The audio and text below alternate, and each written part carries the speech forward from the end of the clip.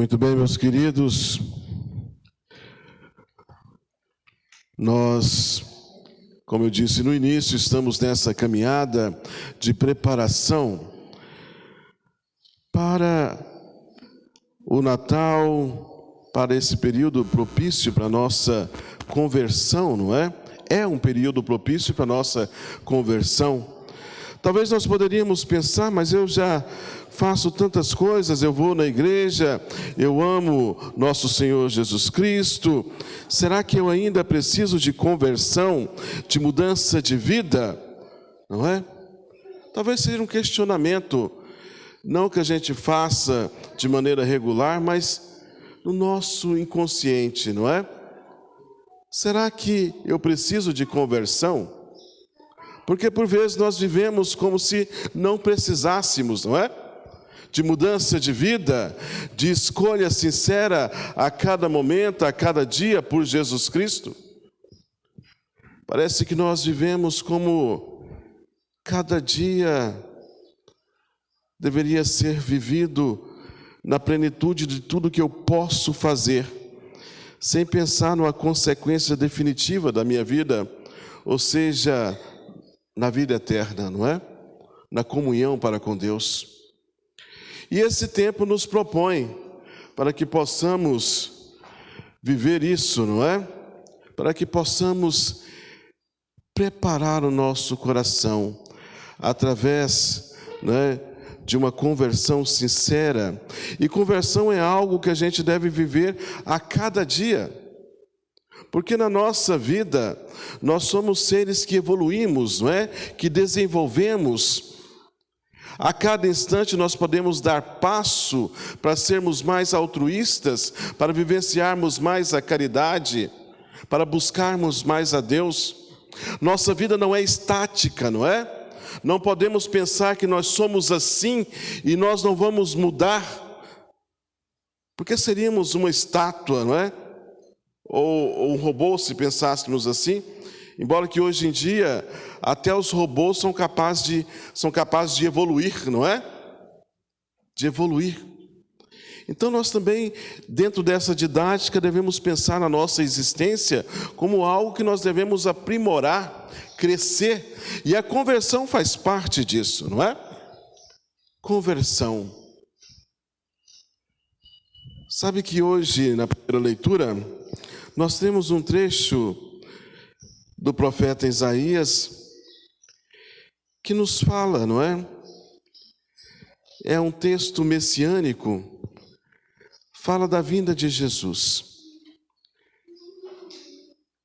Ali no século VIII, século VII antes de Cristo, nós vemos esse autor falando que virá da descendência de Davi. Será um rebento de Jessé, não é? Jessé é o pai de Davi. E dali nascerá aquele que vem trazer paz, não é? Que sobre ele repousará o Espírito de Deus. É bonita essa figura porque o profeta Isaías vai falar de uma maneira muito poética e bonita de um tempo que se instaurará, onde haverá uma paz que às vezes até foge dos nossos conceitos, não é?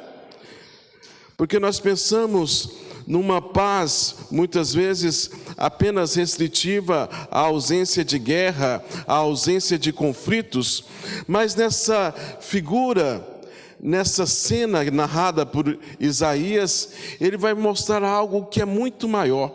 É uma comunhão, não é? É uma harmonia tão grande, onde animais que no cotidiano normal, não é? Não se dariam ou não viveriam juntos, como o leãozinho e a ovelha e o cabrito pastando, não é? Juntos, como a criança que mete a mão na cobra, na cova onde tem uma víbora e ela não o pica, não o morde. Veja que imagem bonita de uma paz que é repleta de harmonia, de harmonia. E aí nós poderíamos pensar novamente, mas veja, essa promessa se realizou, não é? Do Filho da descendência de Davi, que é Jesus Cristo, que veio na plenitude dos tempos, por que a gente não vive ainda essa paz e essa harmonia profetizada pelo profeta Isaías? Por que a gente não vive ainda essa harmonia de maneira como Isaías nos ensina e nos mostra? É um bom questionamento, não é? Se cumpriu a profecia em Jesus Cristo, por que essa paz e essa harmonia ainda não foi instaurada? Meus queridos,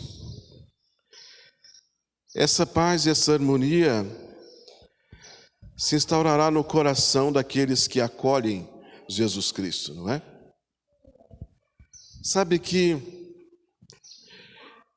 neste mundo em que nós vivemos, esta paz querida por Deus só pode alcançar algum êxito se primeiro ela nascer no nosso coração. De um coração que acolhe Jesus Cristo, que nasce, que vem, não é? Que veio e que virá. Porque essa paz depende de cada um de nós, não é? Nós temos promotores, nós temos essas pessoas que levam a paz. Por vezes nós falamos muito de paz, mas nós somos seres de muita contenda, de muita guerra, não é? Às vezes somos nós os precursores não de paz, mas de contendas e de guerras. Primeiramente na nossa família, e depois nós ampliamos isso aos nossos trabalhos, não é? Nas nossas relações.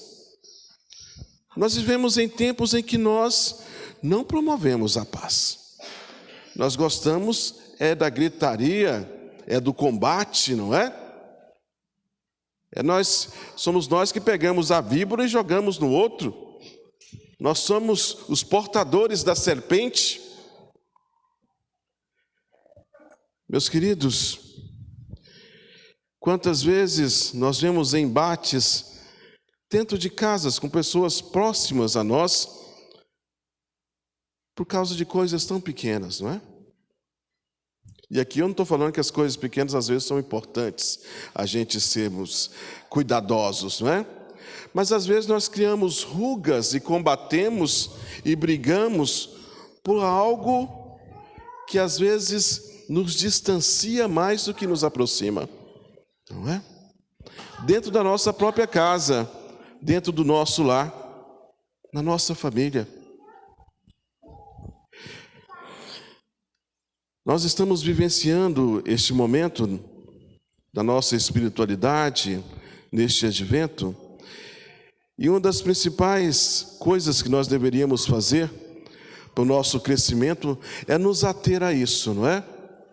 Será que nós, no nosso comportamento cotidiano, nós somos promotores da paz? Ou será que nós, de alguma forma, promovemos o conflito, não é? É uma das primeiras coisas que nós devemos fazer nessa nossa caminhada para o Natal. Porque a nossa vida só será harmoniosa, a nossa família só será harmoniosa e em comunhão com Deus a partir do movimento que eu faço do meu eu, para que eu possa crescer, não é? Às vezes a gente tenta mudar muito o outro. A gente vê muito isso, não é? Nos casais, não é? Nas nossas relações, a gente gosta de ver o defeito do outro ou o que o outro precisa melhorar, e às vezes a gente se esquece de olhar no nosso eu, no que eu preciso melhorar, no que eu preciso cuidar, no que eu preciso crescer, não é? A gente gosta de cuidar do defeito do outro, mas se esquece que às vezes sou eu o portador do conflito, não é? O portador do conflito.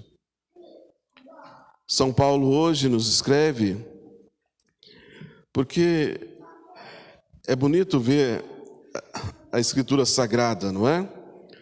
São Paulo escreve à comunidade de Roma, mas essas palavras servem também para nós. Então nós podemos falar que São Paulo nos escreve para nos ensinar, não é?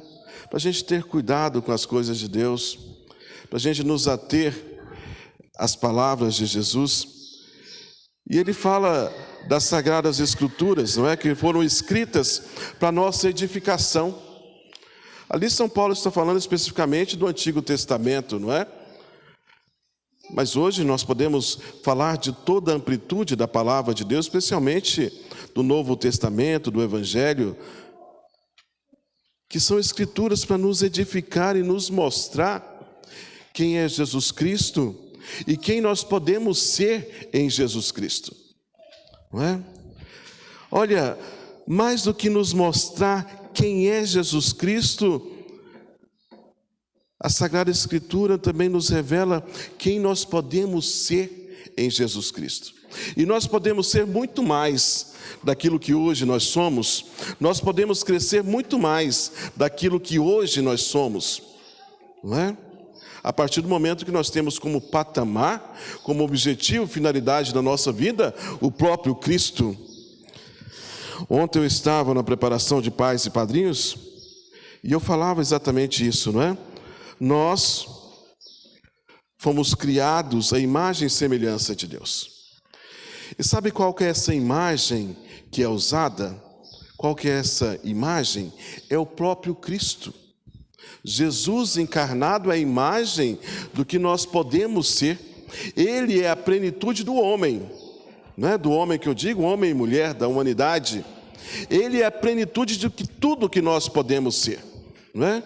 Jesus, ao se encarnar, ele nos mostra uma realidade do que o ser humano foi criado para ser. Infelizmente, nós mendigamos tudo aquilo que nós podemos ser, não é? Nós temos uma potência tão grande a ser alcançada, mas nós, por vezes, nos contentamos com as migalhas, não é? Do que o ser humano pode representar, ser e agir. São Paulo ainda vai dizer que há uma promessa, não é? Jesus Cristo é o cumprimento das promessas feitas àqueles que foram circuncidados, ou seja, aos judeus. Mas ele vai dizer que pela misericórdia de Deus, essa promessa também foi estendida aos pagãos. E quem é os pagãos? Seríamos nós, não é? Nós não somos judeus, não é? A promessa primariamente foi feita para os judeus, não é? O povo de Israel. Então Jesus Cristo se fez servo para que as promessas de Deus se cumprissem, e de fato se cumpriu. Mas pela misericórdia de Deus, misericórdia, né? Pelo amor de Deus, essa promessa, a salvação, se estendeu também a nós. Se estendeu também a nós. Olha lá na Sagrada Escritura, no Antigo Testamento, nós pregamos as profecias, não existe nada falando, olha, vai chegar certo tempo em que o Messias também virá ao povo lá do Brasil, na cidade de Goiânia, no Jardim Curitiba. Não tem, não é? Mas pela misericórdia, pelo amor de Deus, né, essa promessa também chega a cada um de nós. E a gente precisa abraçar essa promessa, não é?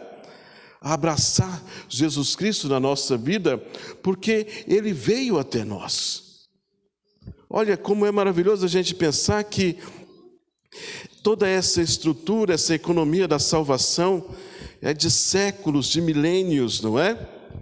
Veio perpassando a humanidade de boca a boca, de pregação em pregação, ordenação em ordenação, escritos por escritos, até chegar hoje até nós, não é?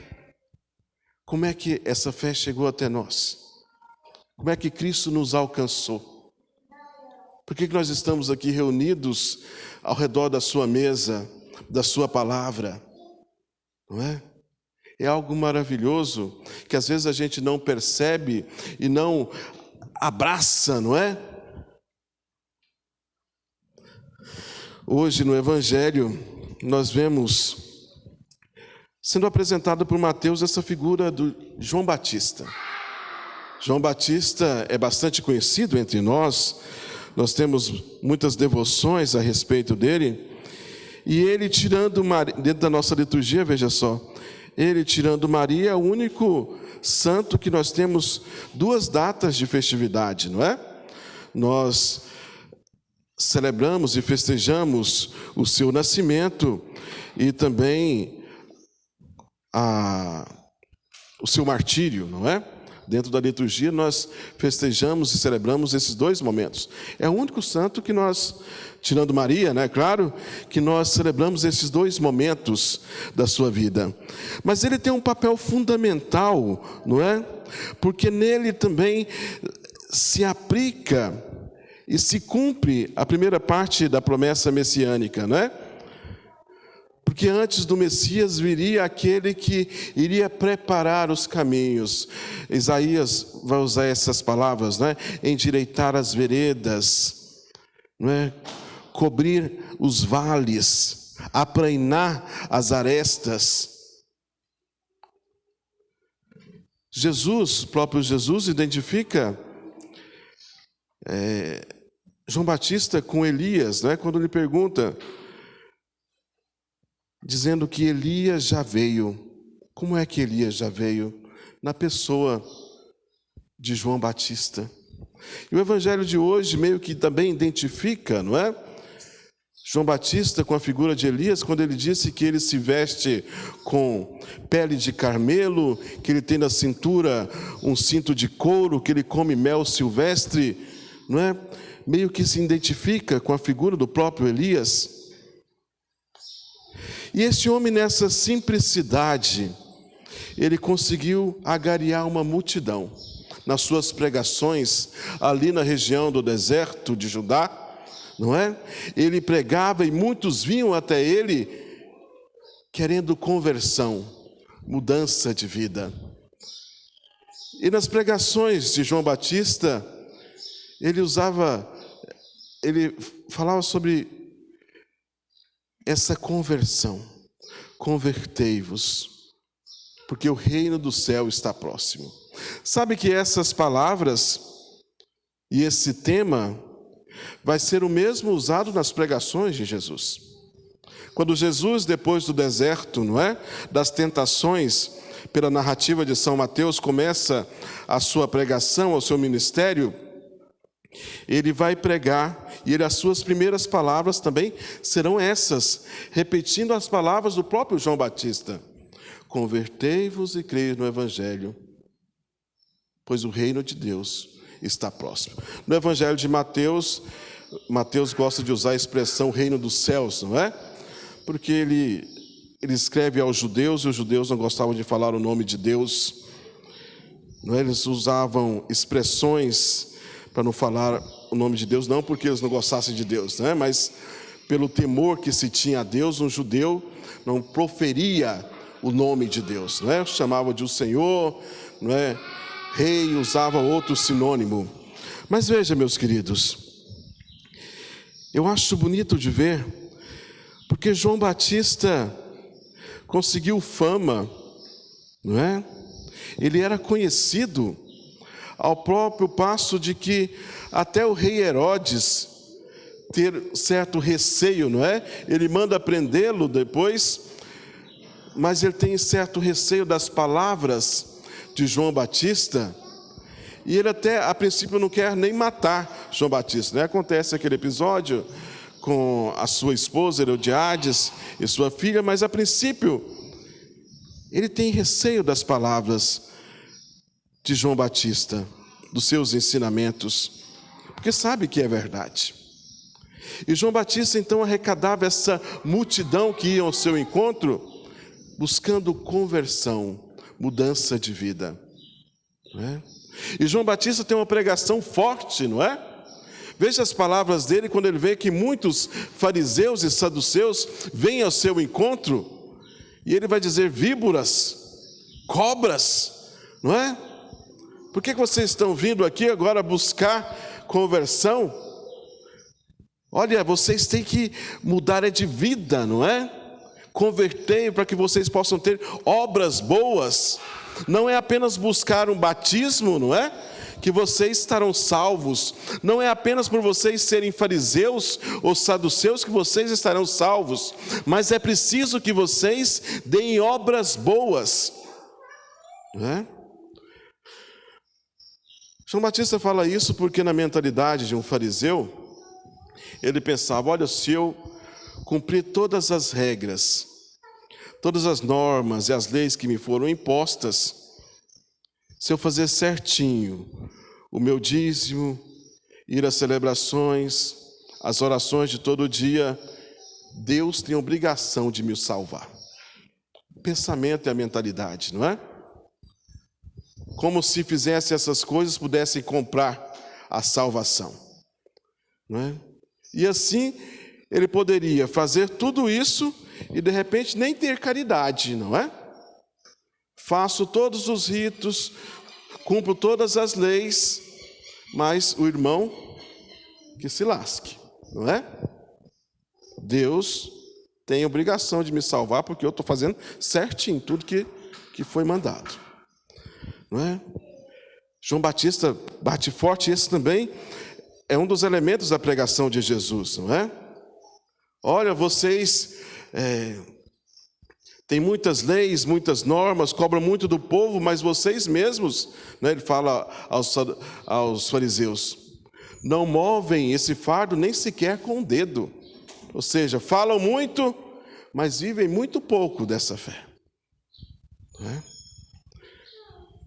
Nós também, por vezes, nós temos que ter cuidado para nós não cairmos no farisaísmo, não é?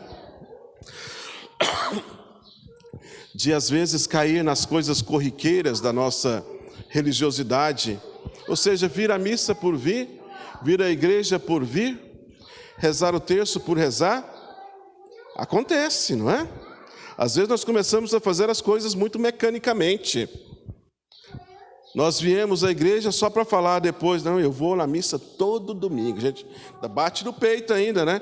Você não vai não? Eu vou, todo domingo e eu estou lá. Faça chuva ou faça sol. Mas de repente, na nossa vida, no nosso cotidiano, a gente vê que as nossas obras não refletem aquilo que a gente vive na igreja, não é? Na igreja eu sou uma coisa, lá fora eu não reflito Jesus Cristo. Eu não sou reflexo do Cristo. Não é? João Batista ainda vai mais a fundo. Ele vai dizer, olha, o machado já está na raiz da árvore. Ou seja, já estamos nesse ponto, não é? Definitivo de escolha da nossa vida. E se a gente pensar, a nossa vida é uma constante escolha definitiva, não é? Porque nós não sabemos quando é que finda nosso tempo, quando é que esse machado irá chegar de fato à raiz da nossa árvore e de repente a árvore da nossa vida vai tombar. Ninguém pode dizer que sabe.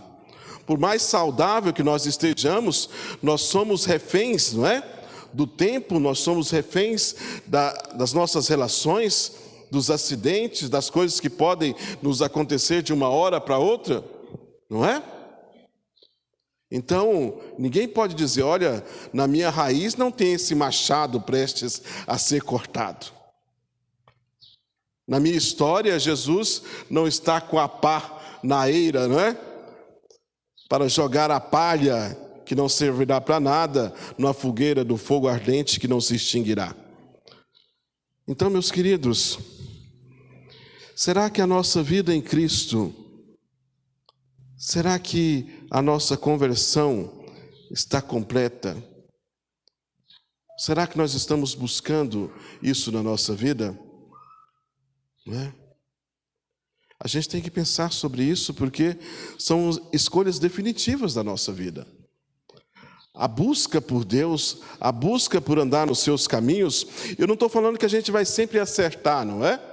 Eu não estou falando que de vez em quando a gente pode titubear, porque nós somos humanos e de repente pode acontecer. Mas como é que está a nossa busca para vivenciar essa caminhada?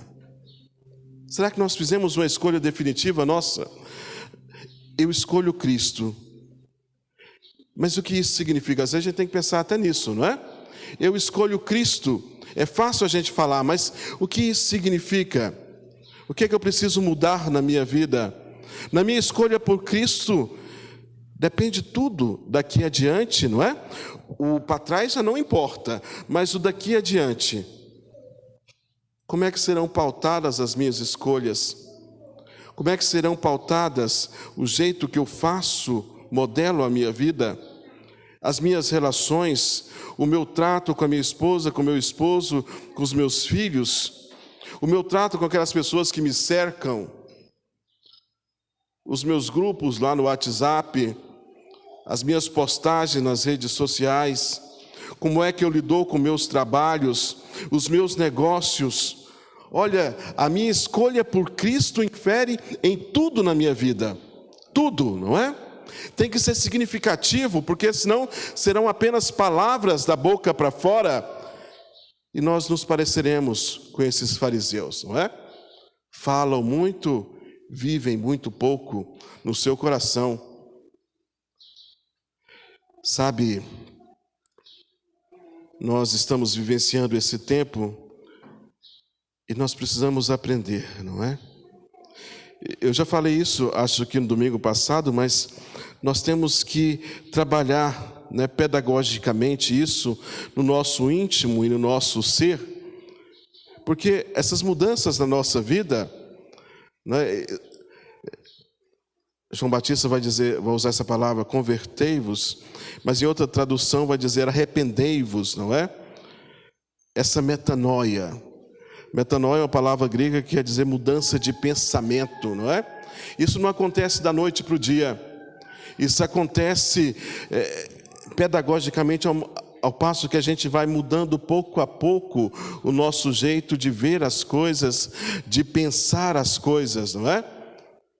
Não é algo que você fala assim, me converti, mudei de ideia. A gente tem que às vezes nos autoconvencer que Jesus Cristo é um bem na nossa vida. Olha, não sei se eu me fiz entender nessas palavras, mas é isso mesmo. Por vezes nós temos que nos conhecer e não é, nos fazer entender que Jesus Cristo é o bem maior da nossa vida. Porque por vezes nós colocamos como bem tantas coisas, não é? Tantas coisas, isso é um bem definitivo na minha vida, isso é um bem, às vezes é dinheiro, às vezes é amor, às vezes é conquista, às vezes tantas coisas que a gente colocamos que é um bem. E às vezes nós precisamos nos convencer que o verdadeiro bem, acima de todos esses bens, é Jesus Cristo. E aí a figura da coroa do advento nos ajuda nisso, não é? Porque é um símbolo bonito. E nós vamos nessa caminhada a cada domingo acendendo uma vela. No primeiro domingo passado, nós acendemos a primeira vela do advento, que começou a nos iluminar, a nos mostrar Jesus Cristo, não é? Neste segundo domingo, que é hoje, acendemos a segunda vela e houve uma claridade maior. Na nossa vida também deve ser dessa mesma maneira, não é? As luzes que vão iluminando, não é? Para nos mostrar e nos revelar Jesus Cristo, a verdadeira luz do mundo, não se acende em nossas vidas de uma maneira espetaculosa e maravilhosa de uma vez por todas, não é? Como num supimpo, mas ela vai clareando gradativamente, expulsando as trevas, a escuridão, as sombras da nossa vida, ao passo que só possa existir a luz verdadeira que é Jesus Cristo. Mas é uma caminhada. Não pensemos nós que de repente já seremos iluminados de uma hora para outra, não é? Mas precisamos buscar. O primeiro passo é nós buscarmos. É nós dizermos sim. É nós fazermos essa escolha. Mesmo que às vezes nós caiamos, a gente se reconhece, Senhor, eu sou um instrumento insuficiente, seu servo inútil. O Senhor nem precisa de mim para que o Senhor faça a sua obra. O Senhor nem precisa de mim para que a sua vontade prevaleça ou que aconteça, mas eu me coloco a seu dispor. Me coloco a seu dispor. Me ajuda. Falta, às vezes, a gente pedir isso, não é? Ajuda-me, Senhor, a fazer a tua vontade, a seguir o teu caminho, na minha fragilidade, na minha limitação. Acende essas luzes da minha alma, para que eu possa perceber e te enxergar. Vamos pensar sobre isso, meus queridos. Nós estamos num tempo tão bonito, não é? E um tempo propício para o nosso crescimento, para a nossa conversão, para o nosso encontro verdadeiro com Jesus Cristo. Temos que trabalhar isso em nós, para que as nossas festividades do final de ano tenham como centro verdadeiramente Jesus Cristo. Amém? Louvado seja nosso Senhor